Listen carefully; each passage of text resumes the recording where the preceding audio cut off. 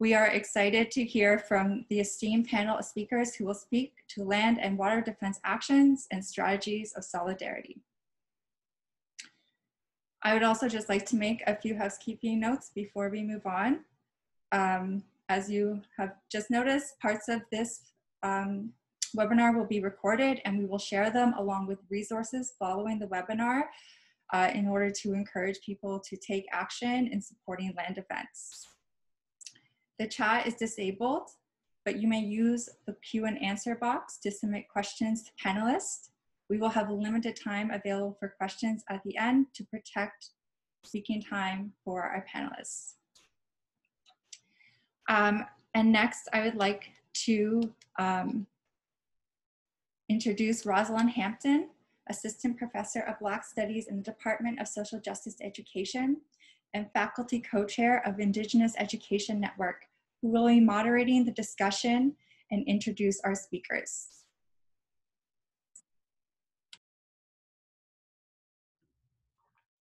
Thank you, Katie.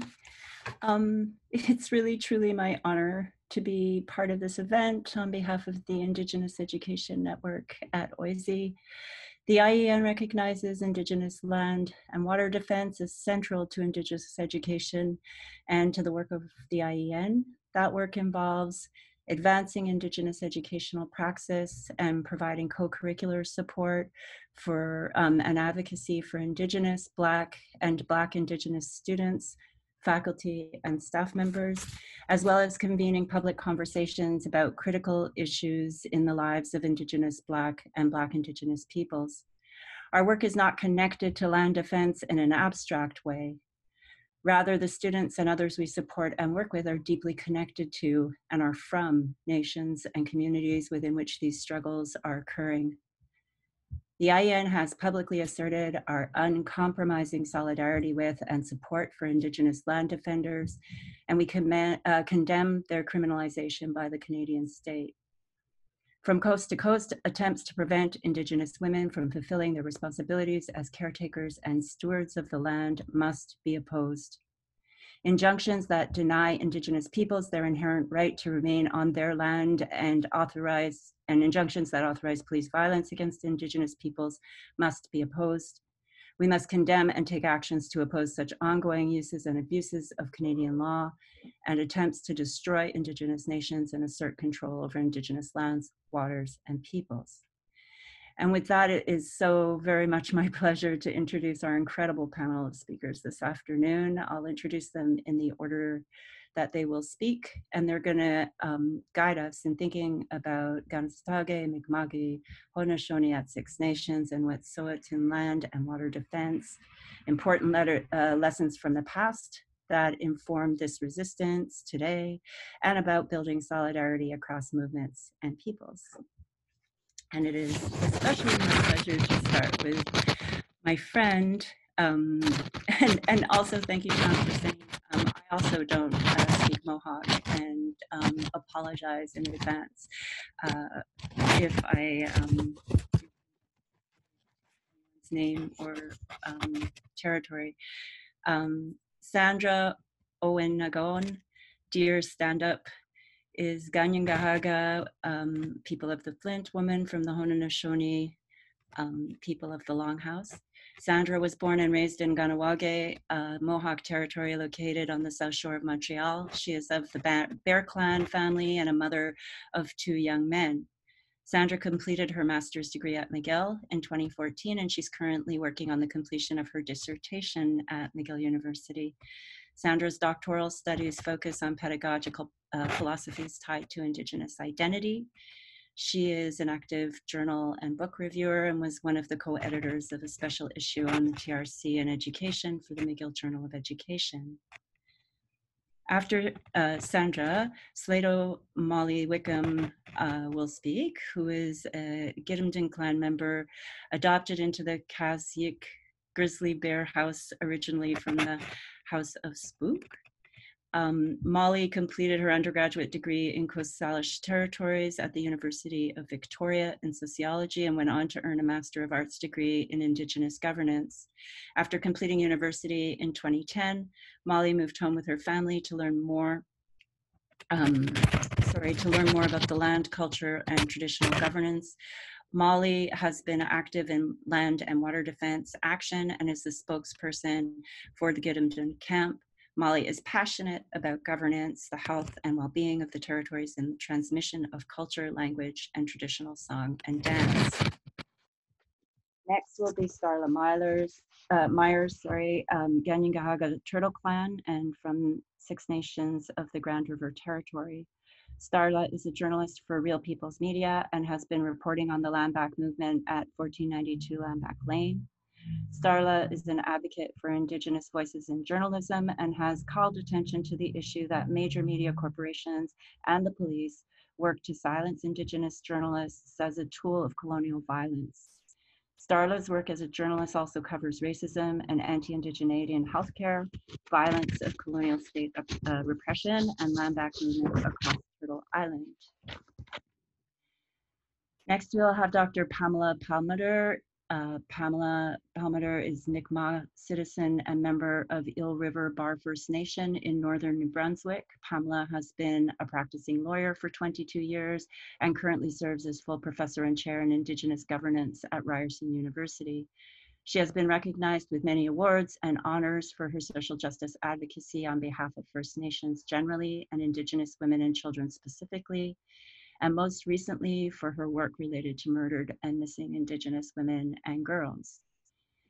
And finally, we will hear from Skyler Williams, a Kanien'kehá land defender, and of course the spokesperson for the 1492 Landback Lane land reclamation at Six Nations of the Grand River. So to loop back now to Sandra, I introduce you and invite you to share with us. Thank you. Sego. Oh, wow, Roz, it's so nice to see you. I haven't seen you in so long. Sorry, everyone, I have to say hi to my friend. Nyawa, thank you. I'm giving my greetings to everyone. I'm not sure where to start, but I went through all the questions and everything like that. So I'm just wondering, would you like me to focus more on, keep focusing on the questions or speak a little bit about 1990 in the beginning? What would you prefer, Roz? I think, Sandra, that we really invite you to share in the ways that you feel are best. The questions that we provided and the introduction that I gave are really to offer you a framework and yeah. Okay. Well, I'd like to begin. I spoke in Montreal a few weeks back, and I was invited to go, and I spoke there. And there was something that I really wanted to say, or that I forgot to say share with the people. That's what I want to say. So, in most of us, we understand that a lot of Indigenous and other people too as well, it's not only Indigenous people, we have a connection to land, water, to the environment, and that's global. That's not only in Indigenous cultures, but as we see throughout history, that Indigenous cultures, we do follow a lot of our ways, and our culture follows the earth and the natural world. And one of the things that is really that I see it as a foundation of my own culture in Haudenosaunee culture, the Confederacy of Six Nations. We have what we called our opening address, or Ohandugariwadekwa, as Bonnie was grateful enough to open for us with that. And that foundation of using that as a teaching tool in any type of arena, I find is something that'll teach from young children that I used to teach to adults. And it is giving thanks to every single element that exists on our planet, including us as human beings. Because when we first opened for our Ohandugariwadekwa, When we begin and we're going to give thanks, we give thanks to the earth first, because we're all standing on this beautiful earth that has everything that we need to survive as humans, right? And to protect all of that environment is something that as humans we have to do. We have to, because that is allowing us to sustain our lives and our future and our children and grandchildren and so on and so forth. But this past summer with this whole pandemic, you know, I'll share this experience. That's what I wanted to get to. Let me get to it right away. Throughout this summer, I was going through some things, personal things in my life, but what I was, as an Indigenous person, I always go to nature for things when I'm looking for help. So this summer, what I was going through, and the pandemic had something to do with it, you know, causing whatever, you know, and disruption in people's lives. And I'm human as well, so it was causing disruption in my life too. So every day when I would go outside, I would experience something else. One day it would be a hummingbird that would fly right close to me. Another day, the rabbits, baby rabbits, were playing in my yard. Another day, you know, there was just so many things. And then at night I would come out and I would see the stars and the full moon. And then I said to one of my friends, I said, you know, I said this whole summer I would walk outside and I would look around and Ohandugariwadekwa was appearing before my eyes. It wasn't only words, you know, because what we say and what we speak in our languages and in other languages and in English as well, you know, it's like you could say the words, but to experience it is something totally, totally different. You know, to have that experience along with the understanding for myself of how nature and everything in the natural world is important to me and is important to my people. And it's obviously it's important to the global community now, because look at what's happening around the world. It's not only Indigenous people that are stepping up and fighting for what, or, you know, making the stance to fight against governments and corporates that are trying to destroy, you know, the environment. So this is one thing that I really, really believe, that having that experience, because saying it, I've said it so many times. I've done Ohandugariwadekwa in teaching and everything, but at the same time, seeing it and experiencing it is something that is really going to work, and it really works, and it'll change people. It's changed a lot for myself, you know. That was just one thing I wanted to share about that. Okay, so let me get to what I wanted to talk about also, with it stemming from the questions too also that was sent. You know, I was reading them and I was thinking on them a little bit, and I was thinking about the connections. You know, they're asking about what are the connections that can be made between the different nations, Indigenous nations, to the land water defense actions, and what is important to learn from past resistance. So what I was thinking, I said, you know, I see the similarities on how governments say, or they try to say, that they're dealing with us as people. But what bothers me is that the historically governments, they did everything in their power to disregard and disrespect our culture and our ways and the things, how we seen them and how we believe that things should work, or should, how things should be dealt with environmentally, especially with the land and the water. Don't destroy, don't pollute, you know. Those are the things, like, it's been centuries that we've been sitting down having dialogue with government people and the people who arrived here 500 years ago. So 500 years we've been having this dialogue and nothing's changed. And this is one of the problems that I have at my age now. I've been living through this since I was a child. My mother and her family, and you know, it's like we've been at so many different events. I'll call them events, but so many different types of struggles, okay? Struggles, I use that word then. You know, in Moss Lake, in New York State, in Kanien'kehá, in the other Kanien'kehá, in just up close by here, in 90, there was incident there, in Aguasasne, you know, different places that I've gone as a child to, and in my own community as well, seeing, you know, the resistance against too many non-native people occupying homes on the reserve, which left a lot of there were no homes for other people to live. So there was a kind of, I guess you want to say, they told the non-native people they have to leave because the housing situation was very, very bad. And that was like in the 70s, you know, and that caused a lot of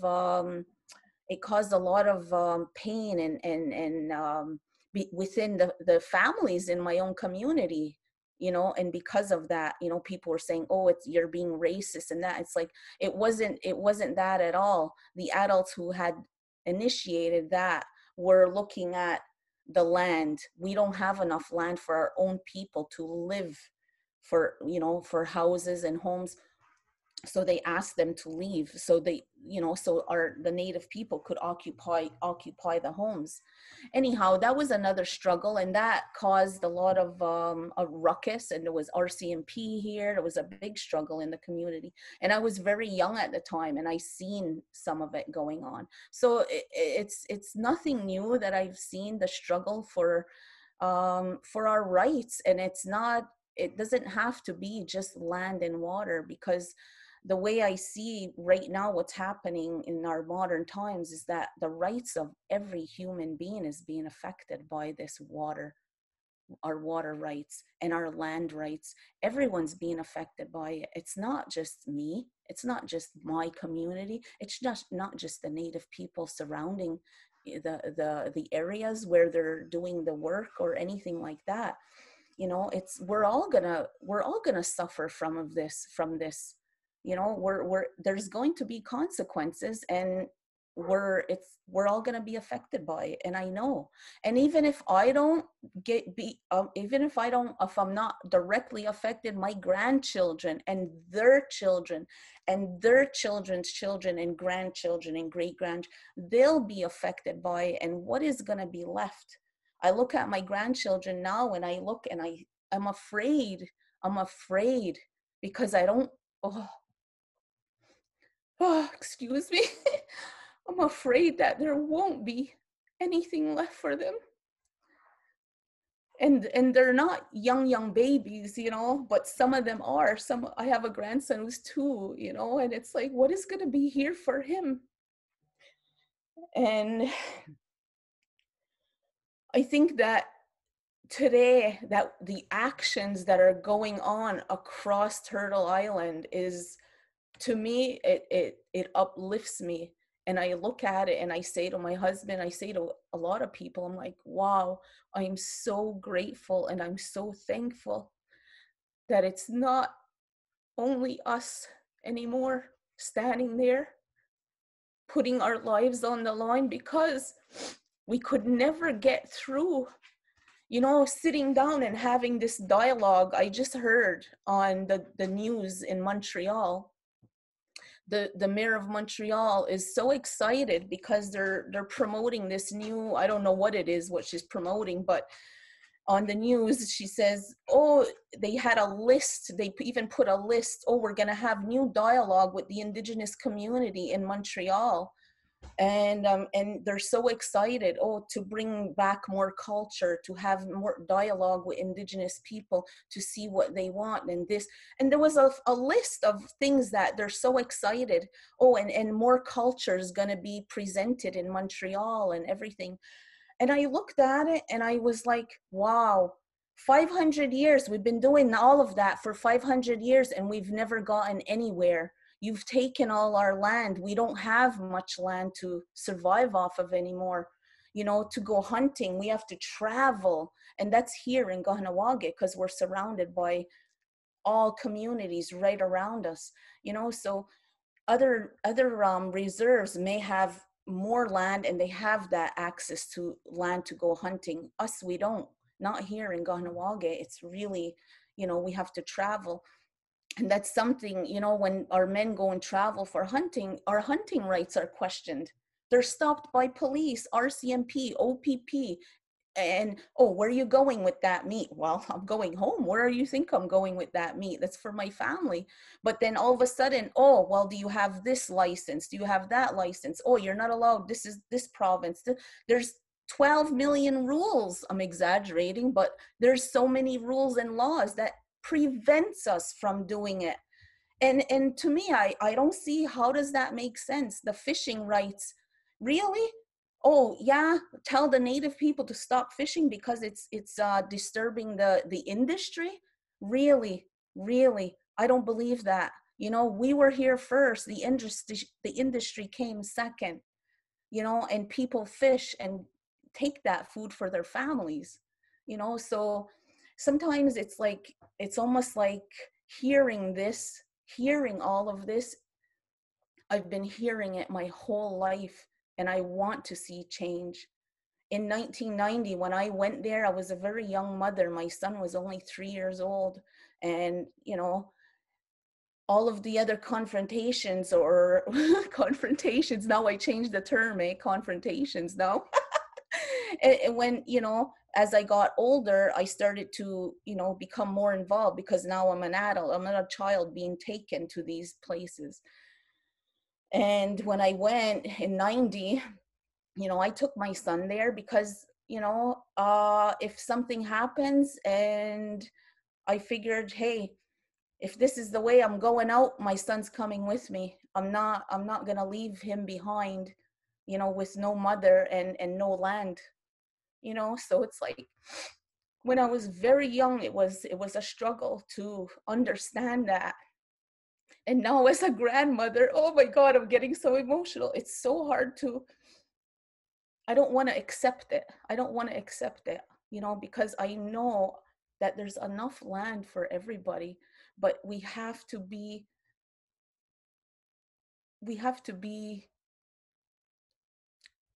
I'm not sure what the word is. We have to have love and compassion for one another at the same time, and understand one another. You know, how are we sharing these, and how is this benefiting everybody? You know, like the dialogue, I know the dialogue has to continue. And I think, yes, it has to continue, because we have to become more educated on everything and know what people are going through and know what the struggles are, and look at all of the things that even like that, all of the people who are supporting us, that are what are they doing? We need to also address them. And it's almost like bringing everything in together and creating something from it. And for my hopes are that it's going to create something very, very positive, and it's going to help us move forward. Because when I look at it, you know, I really, really believe that the dialogue is, I'm trying to word this properly, sorry. It's like the dialogue that we do have with governments, for me, it's like, it doesn't get anywhere, but we still have to have it. That's what I mean. You understand? You know what I mean? Like, we still have to have it, but it's like, it doesn't get us anywhere. And this was and then also on the news, when they said, the mayor of Montreal, they also said, oh, Premier Legault was looking for something too. He was all on board and saying, yeah, he's going to do this and he wants to do that with the Native community in Montreal and the homeless and, you know, different things like that. And I'm like, wow, the homeless didn't just land there last week or during the COVID, you know, they've been there for a long time. And these relations and talks have been going on for a long time between Quebec and here, Kanien'kehá, because we're situated in these imaginary lines that makes the province, which is, well, oh, I'm going to be cut off soon. Yeah. Okay. I don't want to cut you off, Sandra, but I do want to make sure that we have enough room to get, enough time to get to everybody else. And you've raised so many important points that I think will be taken up by the subsequent speakers. That was amazing, and you're just touching my heart so much. It's so wonderful to see you. I know, it's so nice to see you too. Next, we're going to have Molly Wickham. Sleydo. Okay, so thank you very much, everybody, and Nyawakoa. What do I do now? Mute off? You're good. Molly, go ahead. Hari Sleydo, Sleydo Sydney, Gidimt'en Hasli, Wototen is then. I just want to thank everybody for being on the panel today, and to thank you for the invitation. And I want to have a big shout out for all of the people that have been supporting the Wet'suwet'en struggle in the last several years. It really means a lot to us to have the solidarity that's been shown to us, for people to have taken action in all of the different raids over the years, and to continue to support us and follow along. I thank you so much for that, Kanien'kehá. Thank you, Sandra, for all of your beautiful words, and for the beautiful opening and the address, the ceremonial address. I think that's a good way to start things. I want to give a bit of an update on what's going on here in Wet'suwet'en territory. We're in so-called British Columbia on the West Coast. And there's a lot that's been happening lately with, all the different movements that are happening. It's hard to keep track of everything that's going on in each place sometimes. So we're doing our best to make sure that we're on top of and understanding what's happening in all the different front lines and struggles from coast to coast, and also to keep people updated on what's happening here. So right now, we're struggling against the Coastal GasLink pipeline, which is a frack gas pipeline heading to Kidimt'en on the west coast, to a huge LNG facility, and exporting, with hopes to export LNG. We've been in this struggle against Coastal GasLink for years and years, against all pipelines for about the past 10 years or so, and things have really come to a head lately. Right now they're actually trying to drill under Gidimt'en, which is our headwaters, our sacred headwaters that feeds all of our rivers. We can drink right out of this river. That's where we get our water at our reoccupation sites. We have several reoccupation sites within Wet'suwet'en territory, not just Gidimt'en. We have Gidimt'en reoccupation site, there's Unistoten, and there's Leksamisu. And all of those clans, all three clans, have their own reoccupation sites on the territory. Right now, they're trying to do geotechnical drilling under Gidimt'en at the headwaters. There's a lot of RCMP. If you go to our territory, it feels like a war zone every single day. It sounds like a war zone. It looks like a war zone, but it really feels like war zone. There's hundreds and hundreds of workers all over our territories at any given time of the day. There's about 5 different security companies. There's SERG, which is a special detachment of RCMP specifically to address Indigenous people resisting industry on their territories, that are all over our territories all the time, every single day. Currently, there are criminal investigations happening by the RCMP into solidarity blockades, into sabotage, into conflicts that have happened between workers, with workers, and into hunting that's happening on our territory during hunting season by Wet'suwet'en people, that is apparently in breach of the injunction that Coastal GasLink has against us. So there's a lot happening. Things are coming to a head, and there's a lot that people don't know, that this struggle is continuing on a daily basis out in the territory. So I want to talk a little bit about that, but be cognizant of time. And I just want to say that the connections between our movements are probably one of the most powerful things that can happen. If you look at what happened last year, there was several days, 5 days of raids on Wet'suwet'en territory where 27 people were arrested in the end, including Wet'suwet'en matriarchs. That was the second year of raids on our territories at the same time of year consecutively. And what happened was that everybody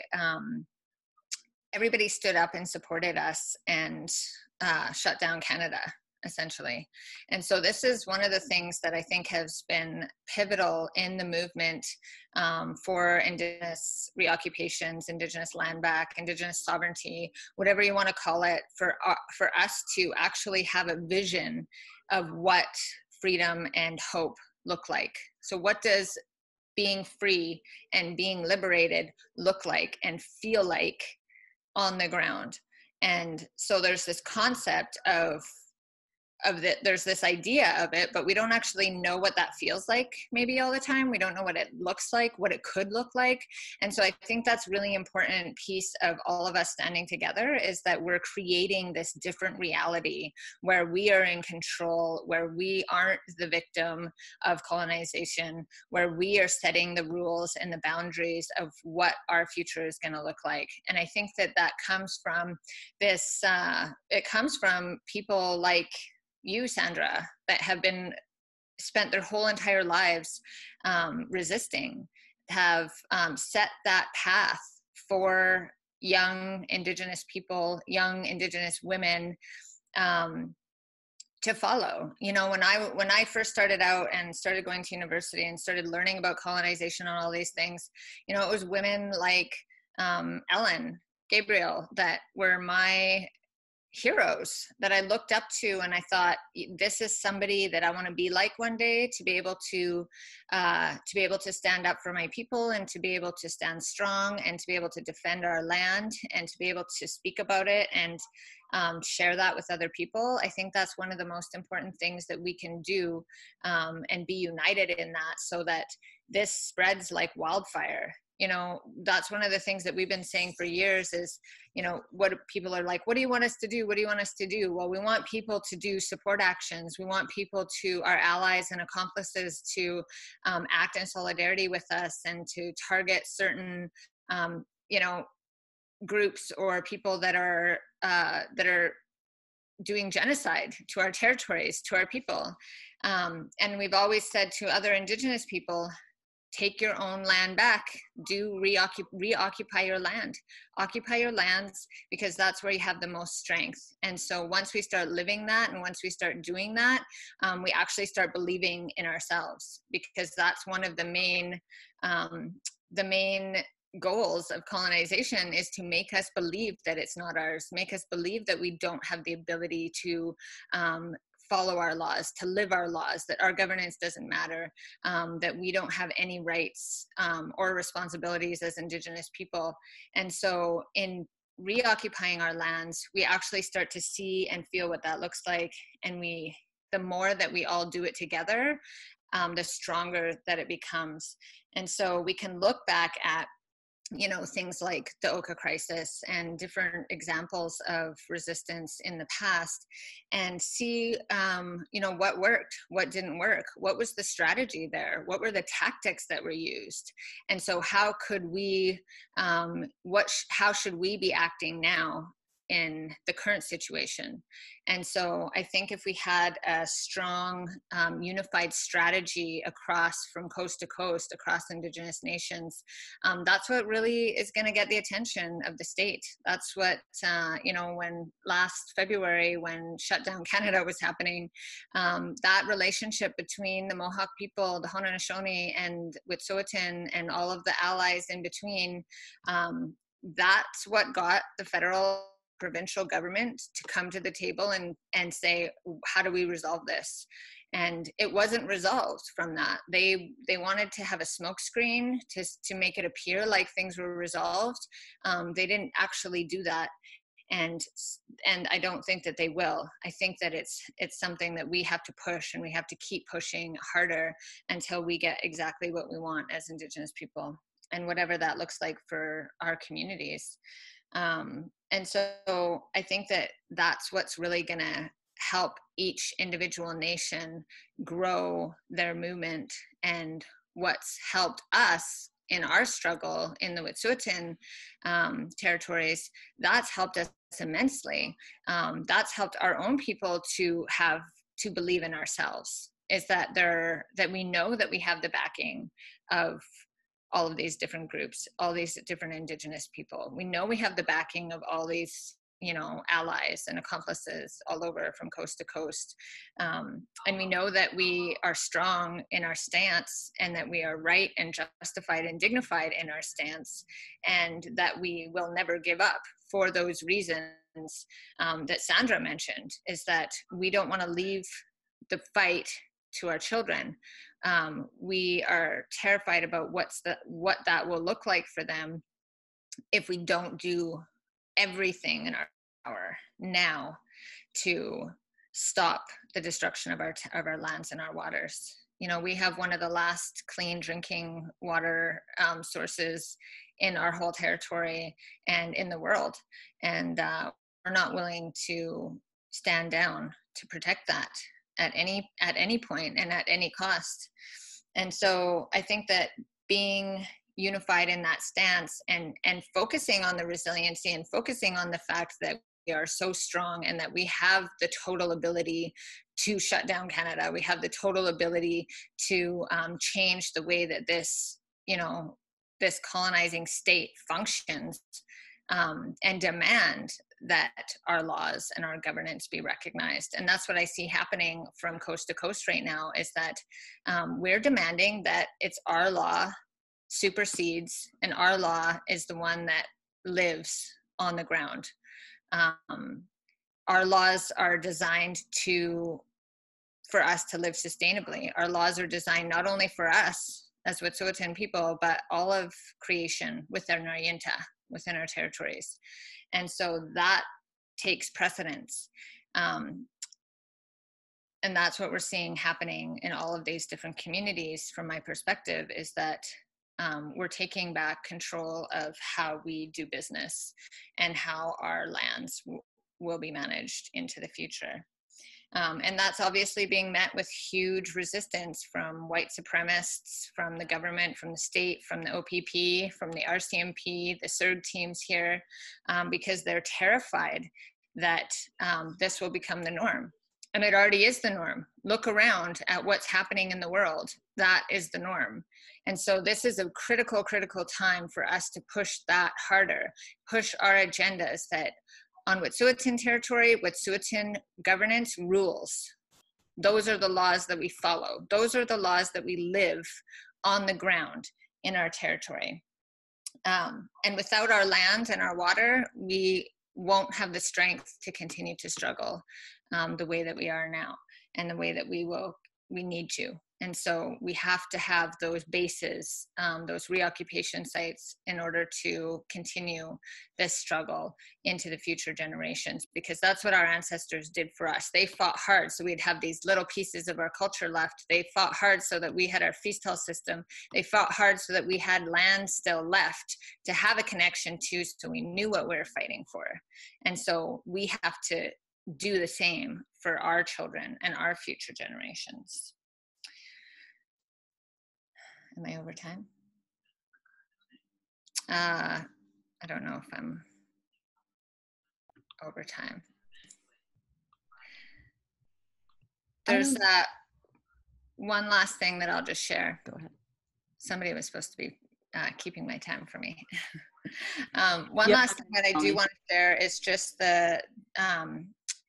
this idea of our connection and the roots of our resistance, and the connection that we have with different movements like Black Lives Matter, is this idea of, and this social construct of racism that's designed to dehumanize us. And so at every single point in our resistance, the state will attempt to dehumanize us. And you could see that even in in Land Back Lane, in that struggle, that the RCMP start releasing different, different images and different stories about the land defenders there, right? Trying to not only criminalize them, but frame them in a certain way. We've been framed that way. That is exactly the same tactic that has been used since contact in our communities and all across the board in the oppression of Indigenous people and people of color and Black people, that racism is used as a tool to dehumanize us so that the oppression can continue. So that they can dehumanize us, so they could take our land away, and that they could keep our land and that we don't have a right or access to our lands anymore, and that it doesn't matter because we're not quite human enough to deserve to have our land. We're not quite human enough to deserve to have freedom.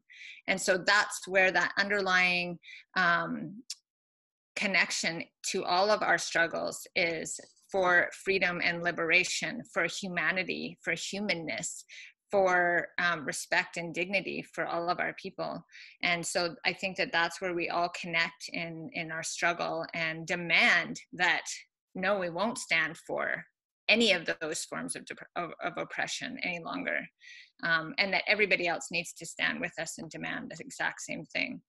So for all of the Indigenous people and in front lines that are doing this work right now, I just want to say, Snikhalia, I think that the reoccupations of the territory are so important that I'm looking forward to having more opportunities to stand in solidarity with one another and work with one another. And for our allies and accomplices, there's real people that are on the ground right now committing genocide on all our territories. So who are those people? Look at, in our case, the contractors, the subcontractors, the major people that are actually the RCMP, but the major people who are actually on the territory doing the work to commit genocide, right? Last year, so many people went up against the RCMP and said, stop the violence against Wet'suwet'en people. That was amazing. But the RCMP aren't the ones committing, they are accomplices in committing genocide on our territory. But who are the workers? Who are the companies that are actually committing genocide? Who has CGL hired to commit genocide on our territory? And all across the board in all the movements, because those are the people that are actually on the ground doing the work to kill our territories and to kill our people. And so I ask that people to think about that. When they're thinking about solidarity actions and when they're thinking about ways to support us. Aotsa, Masai. Thank you so very much, Molly. Next we have Starla. Starla Myers. Hey, go. How are ya?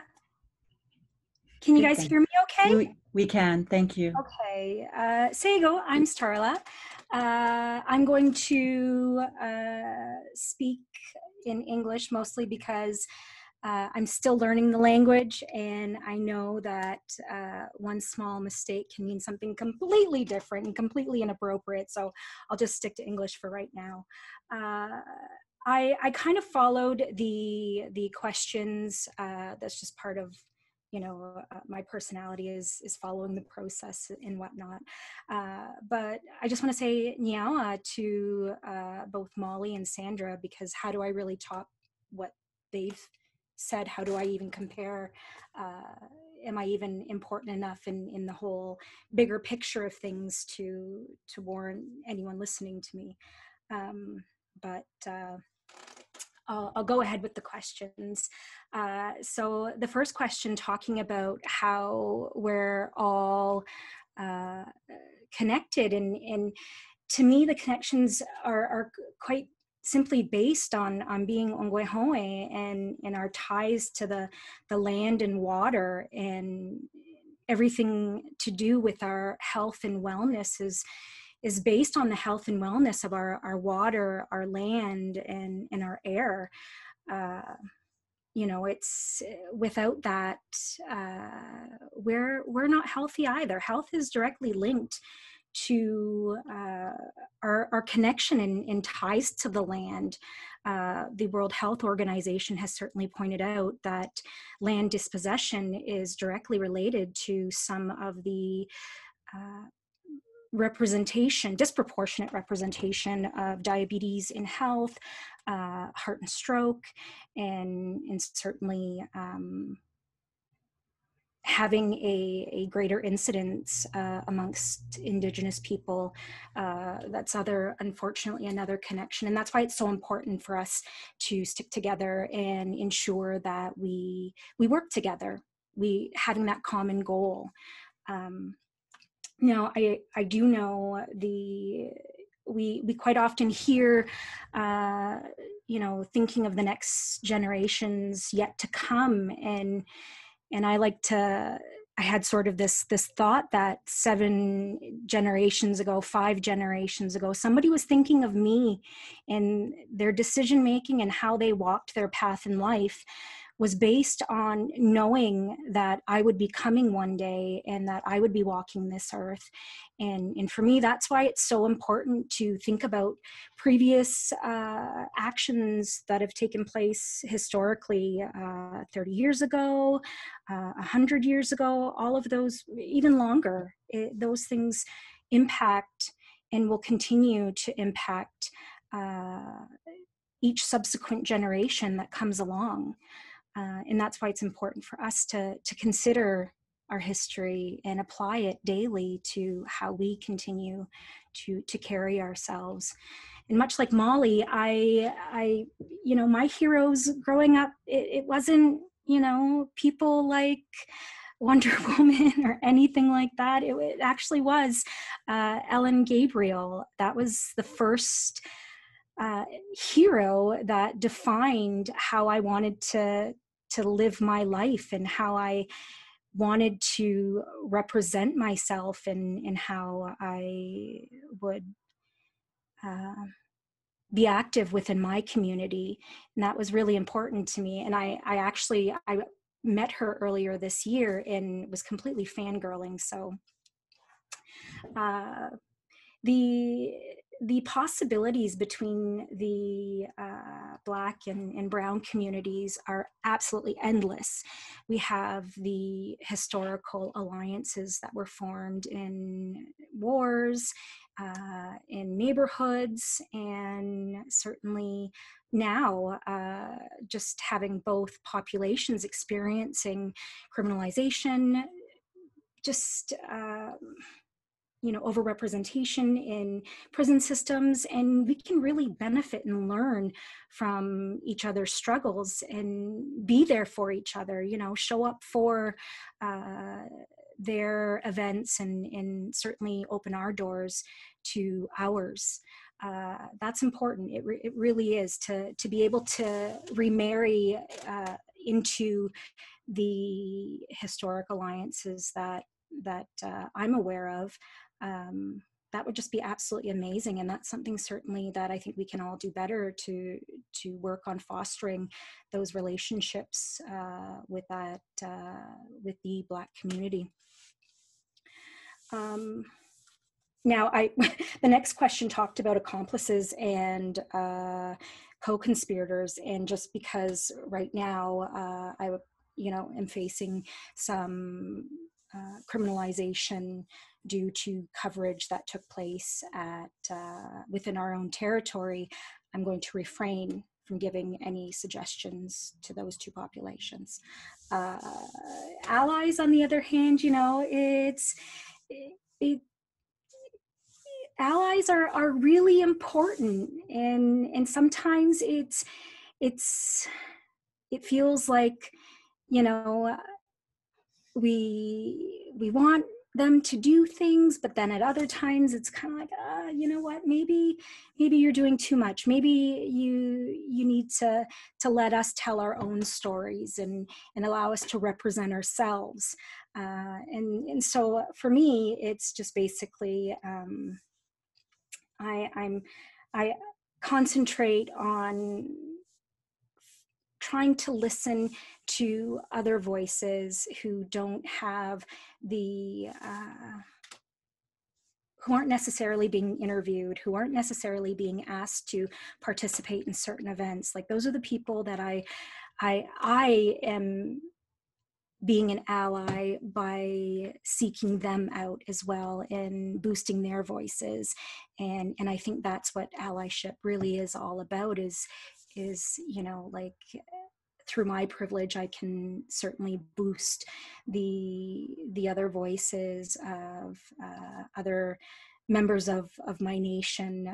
I know that, you know, we see the darker the skin, the less likely they are to get proper attention and accolades, proper service in justice systems, proper service in medical systems. And those are the stories that we need to hear. We need to see how it is a complete systemic issue, that this is actually happening in this day and age.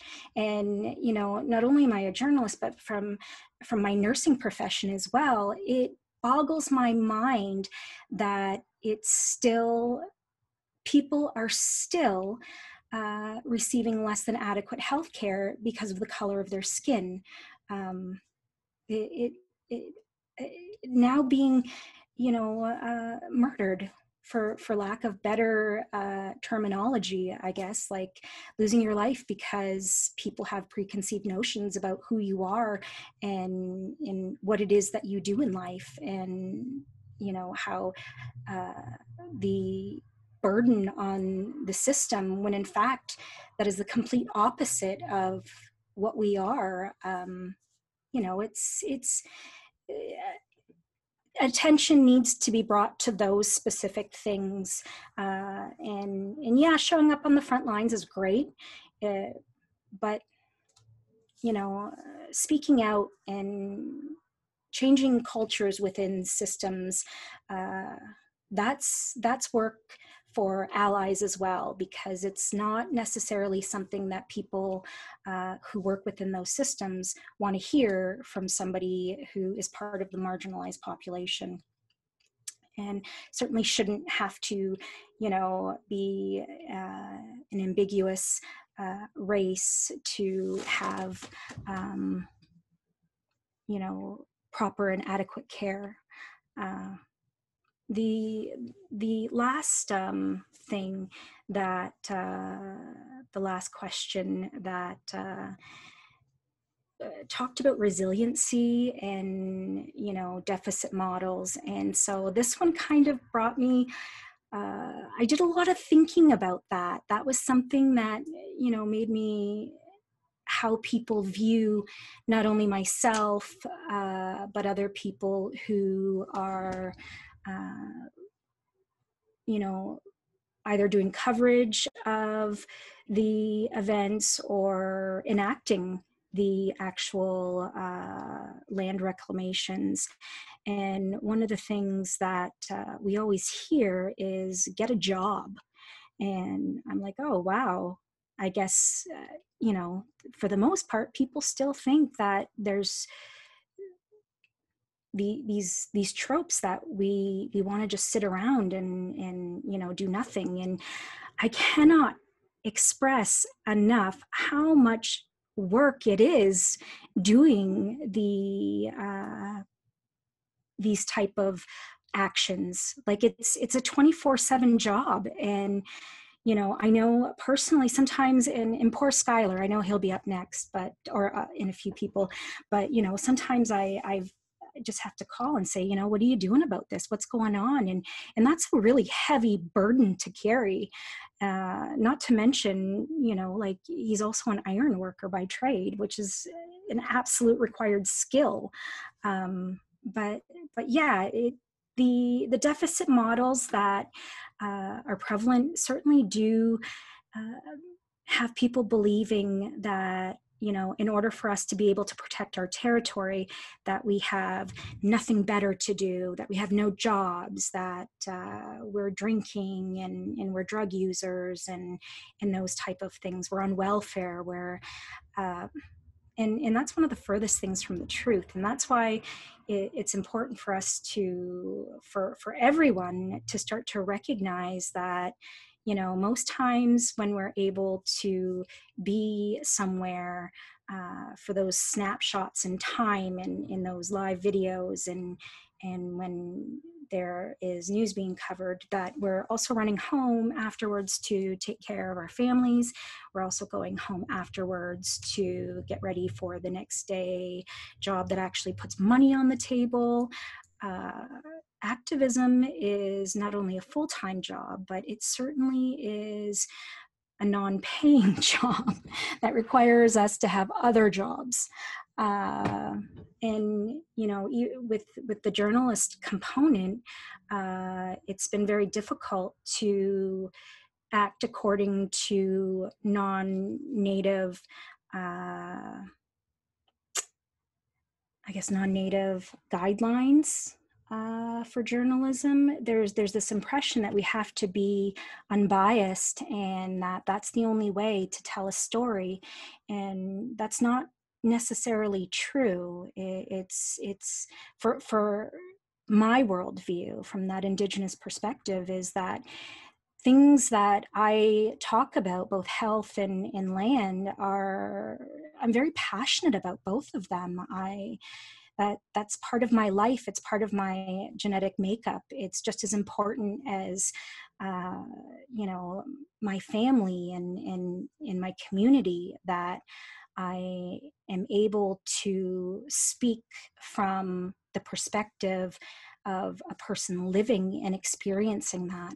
So it's, you know, we need to start seeing the person who is cutting down the trees on our territory isn't the productive one anymore. It's the ones who are protecting it.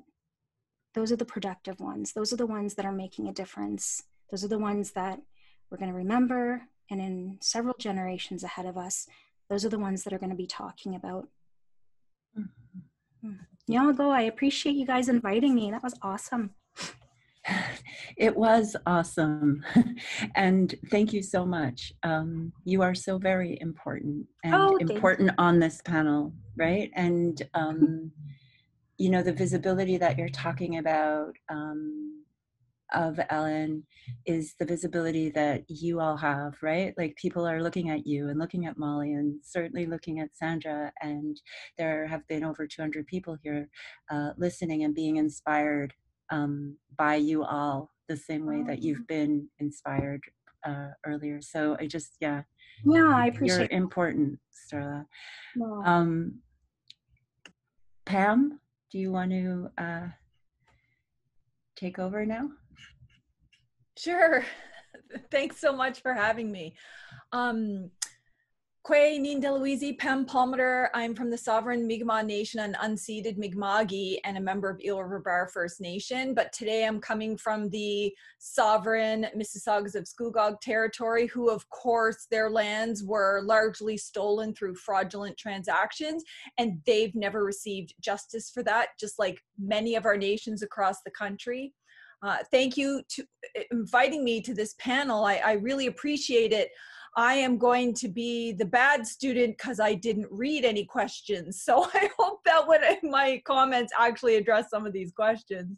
But it's a real honor for me to be a part of this incredible group of Kanien'kehá and Wet'suwet'en panelists, because, you know, I follow their work, I'm inspired by them all, and especially their deep commitment to their nations, their peoples, and their lands, and in all different ways. And I think that's what's really come out in what all of the speakers have said, is that there's lots of different ways we can be warriors for our people and our nations, and that all of those things work together. You know, we have the people on the front lines, the people doing the education, the people doing the research, the legal stuff, the fundraising, all of it works together to help one another. And then when we branch that out, and in between nations, we're doing the same thing and reinforcing each other's voices, that makes us even stronger. And then amongst other groups like Black Lives Matter or human rights groups and all of the other social justice and earth justice groups, it just keeps making us, all of us, stronger when we work together.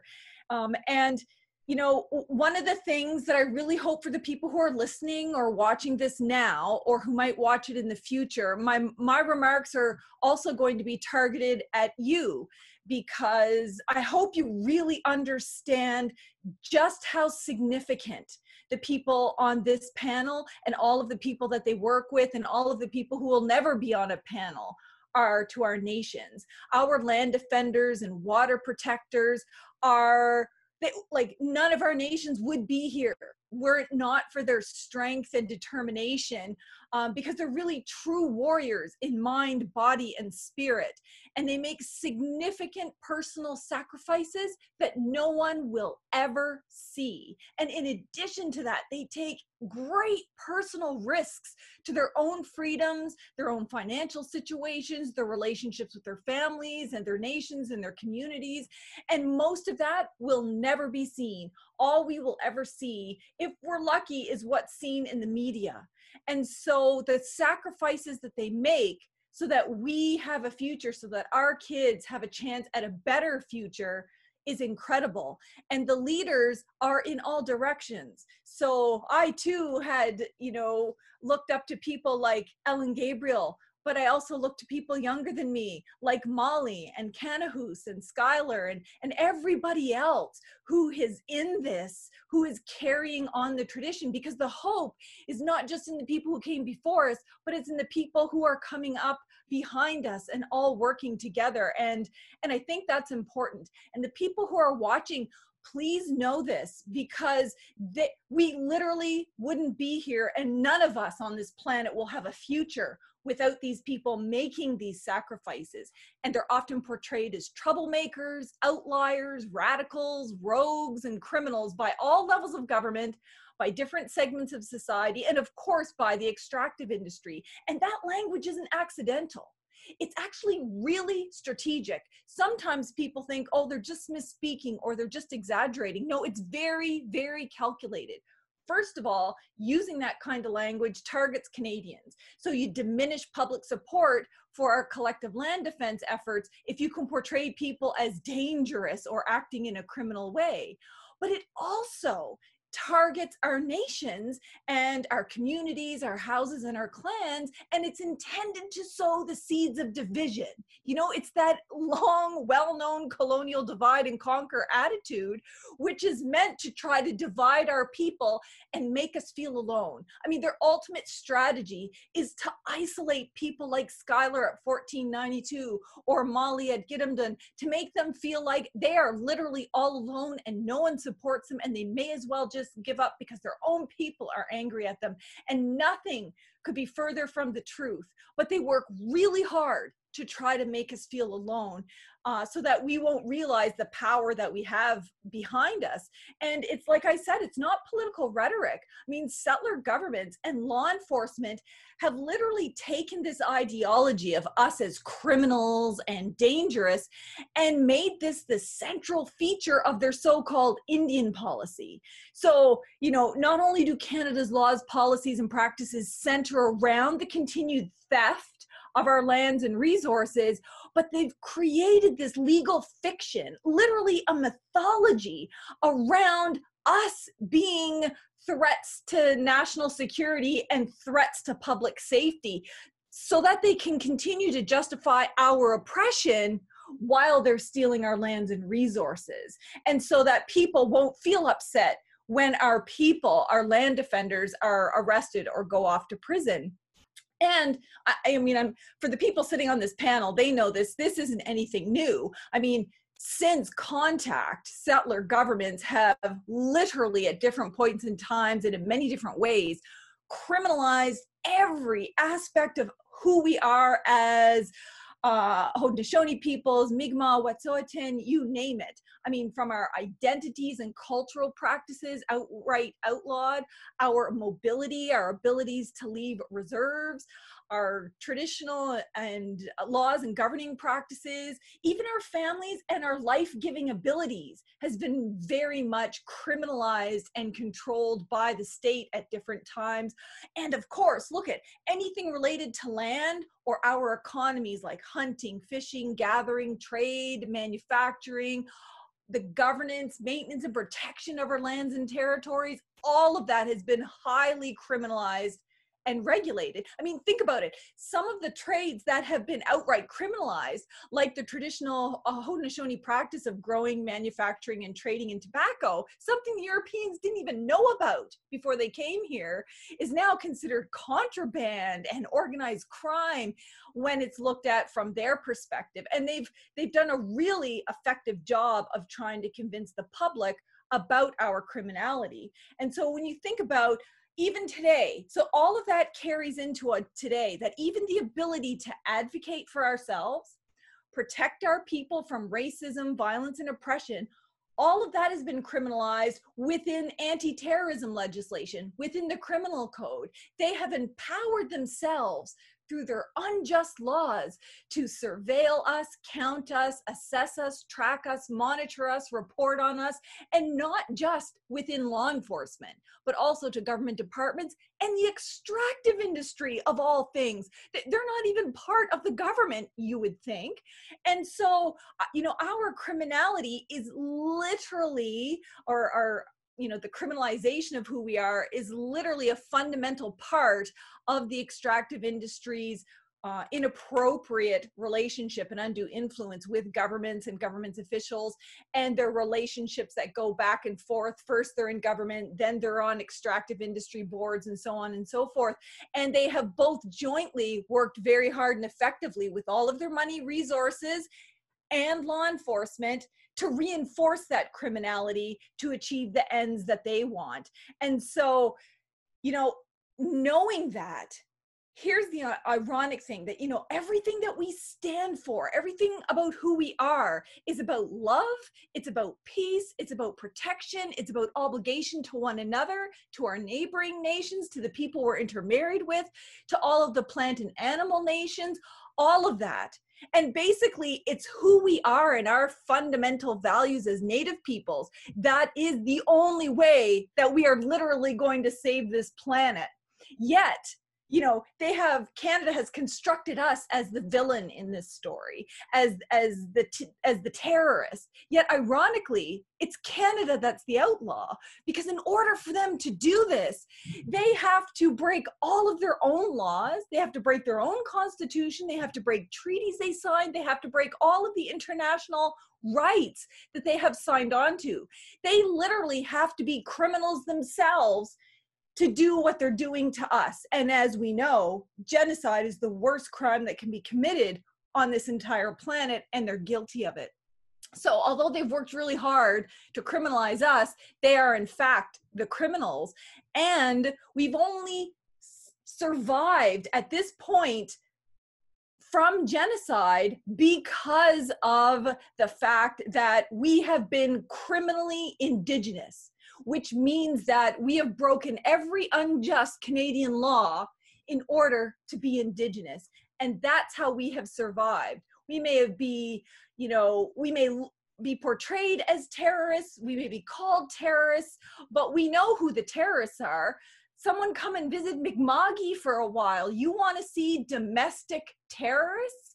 Then just take a look at those non-native fishers who are burning buildings and vehicles and making threats both online and in person about digging graves to put our people in, you know, dumping out and killing our lobster catches, and doing the same kinds of threats and intimidation to all the local buyers so that we don't even have anyone to sell to.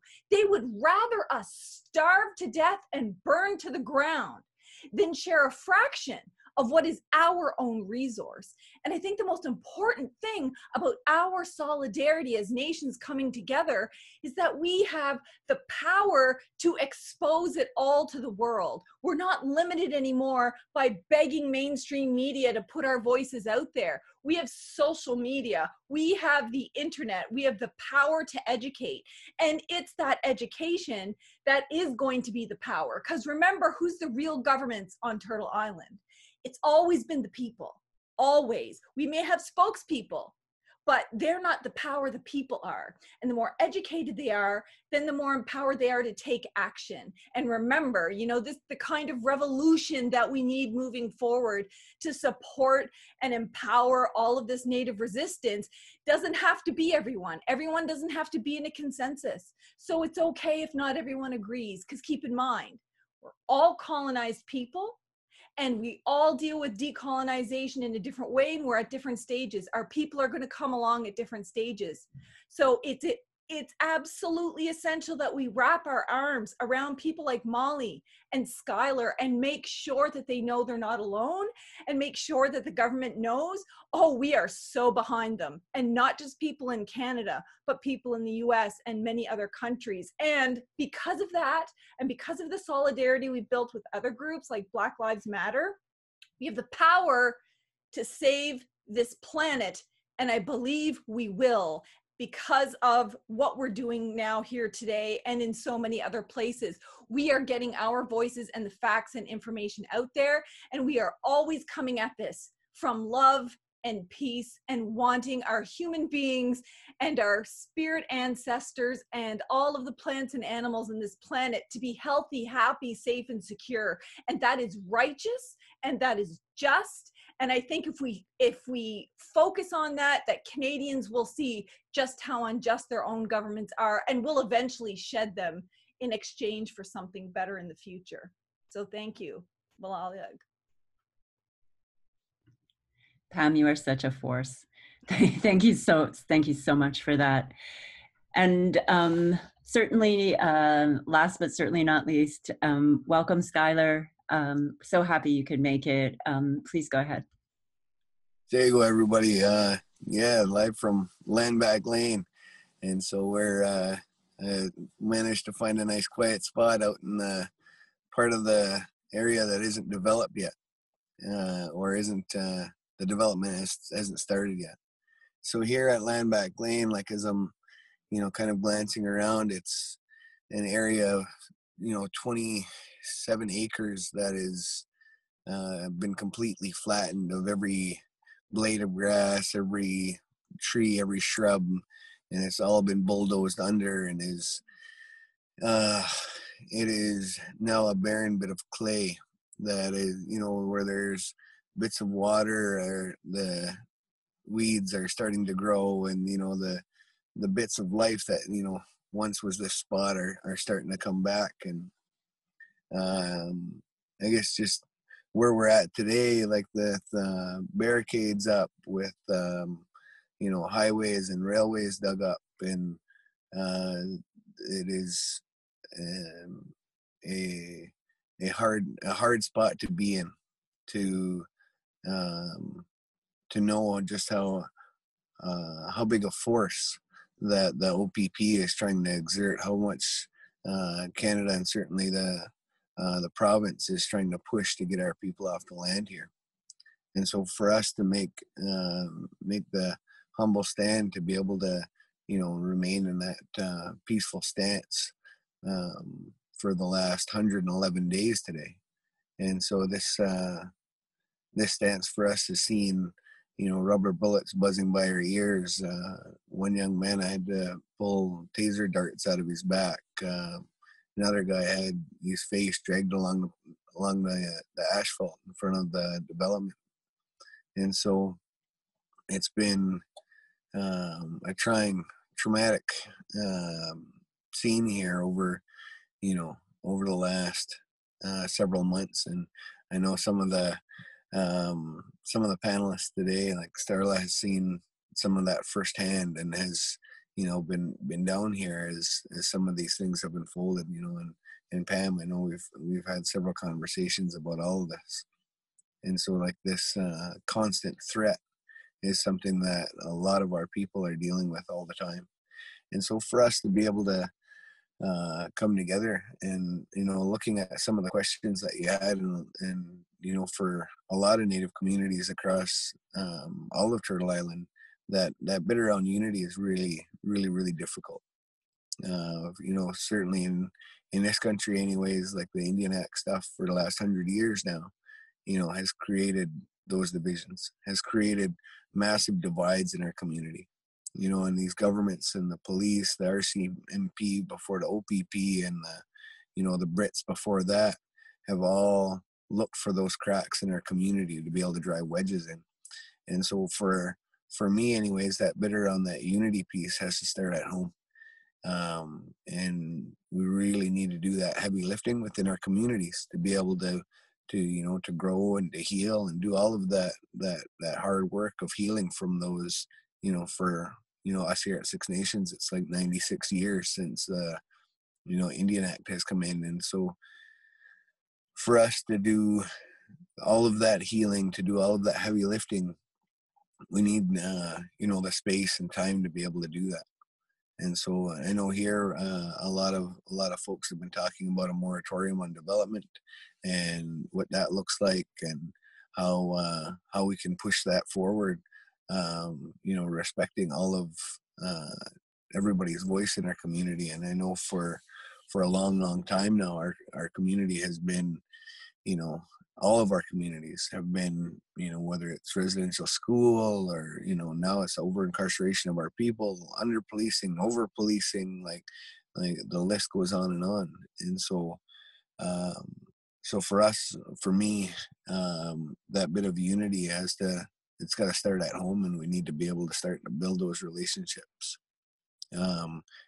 Certainly across Turtle Island with all of our Owén people across the country, across North America, for us to be able to amplify each other's voices.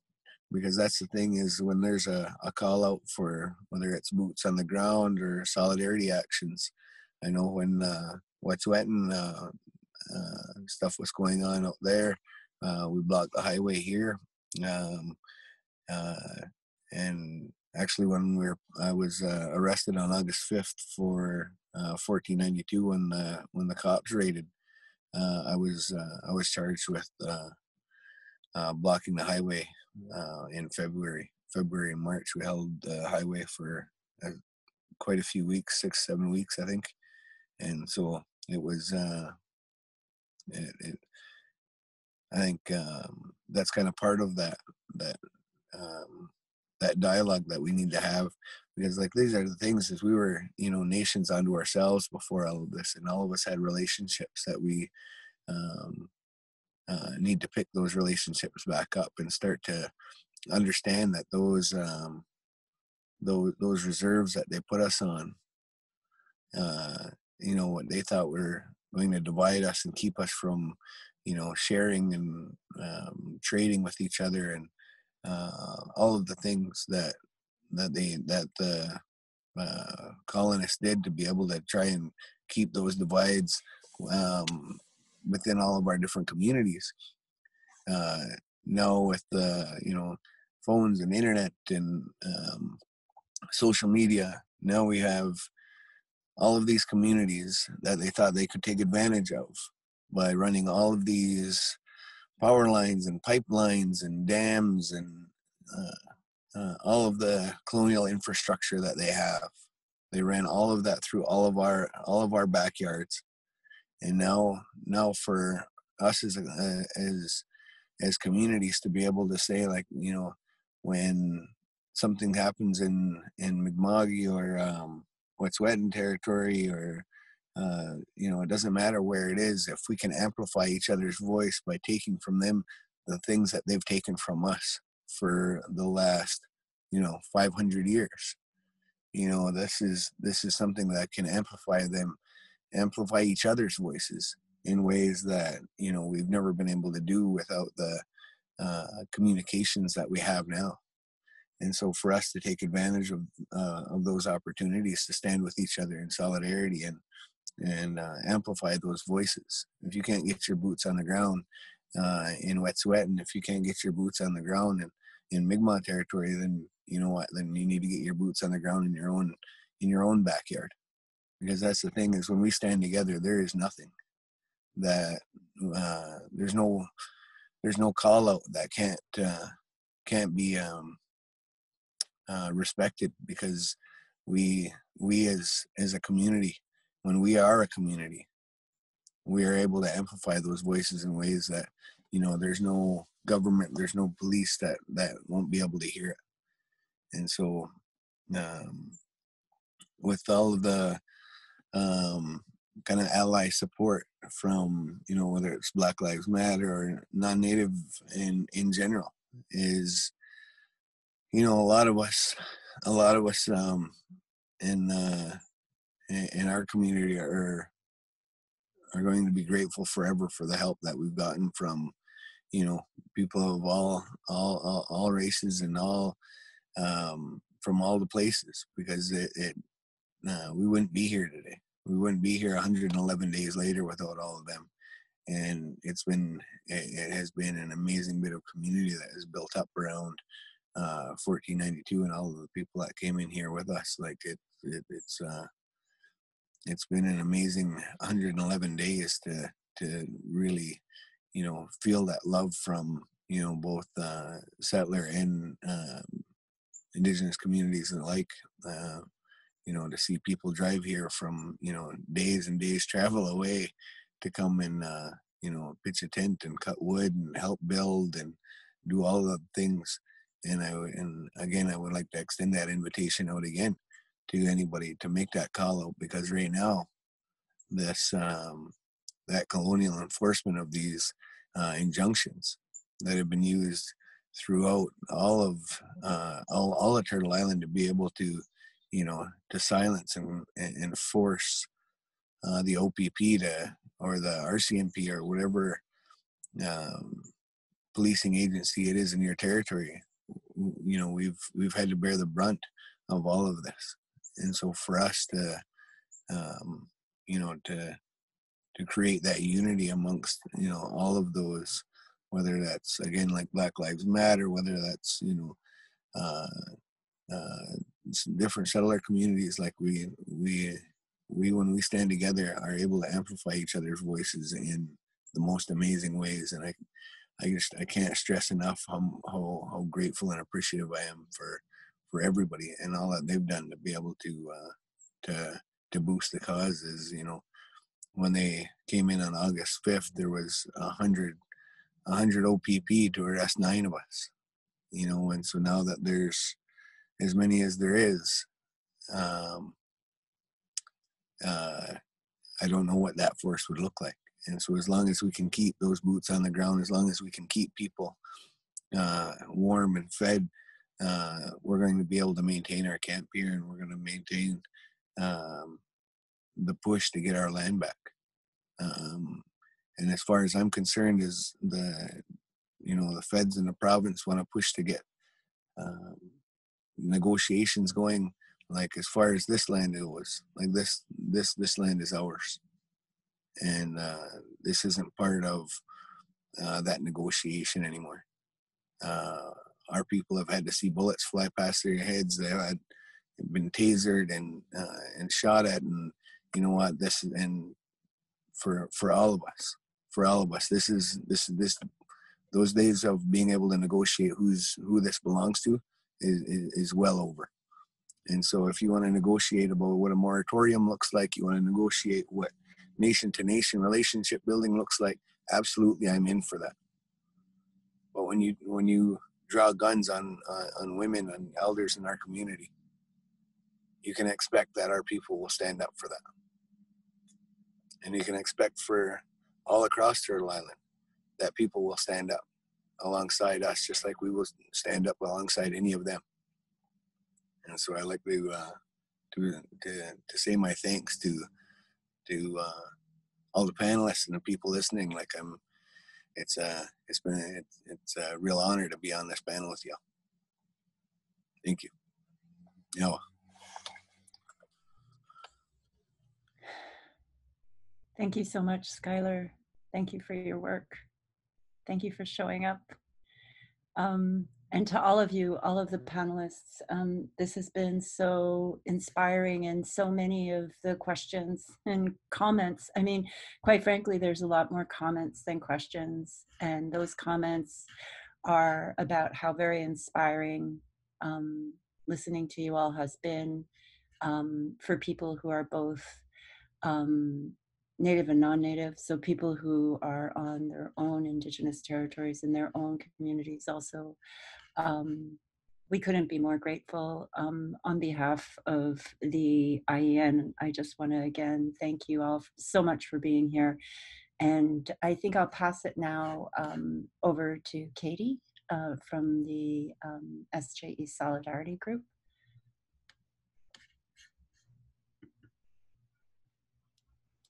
Hi, thank you so much to our panelists for all those amazing insights and connections that were made. They were so powerful, and I'm just so appreciative on behalf of myself and SJE Solidarity with Wet'suwet'en. So thank you so much for making the time to be here. We are so grateful. As we come to a close in this webinar, I just wanted to say thank you as well to our sponsors who helps make this event possible. So we will be highlighting these sponsors as well later in our follow-up email. I also want to say a special thanks to Sean Kinsella, Director of the 8th Fire, for doing the introduction, Bonnie Jane Miracle for doing an opening acknowledgement and a closing. Rosalind, thank you so much for moderating. On behalf of IEN, Julie Blair, thank you so much for all your help in co-organizing this event. And Varun Malik, the business officer at SJE, for all their help as well. And then of course, again, a special thank you so much to our speakers, Sandra, Pam, Sleydo, Molly, Starla, and Skyler. Thank you again for being here.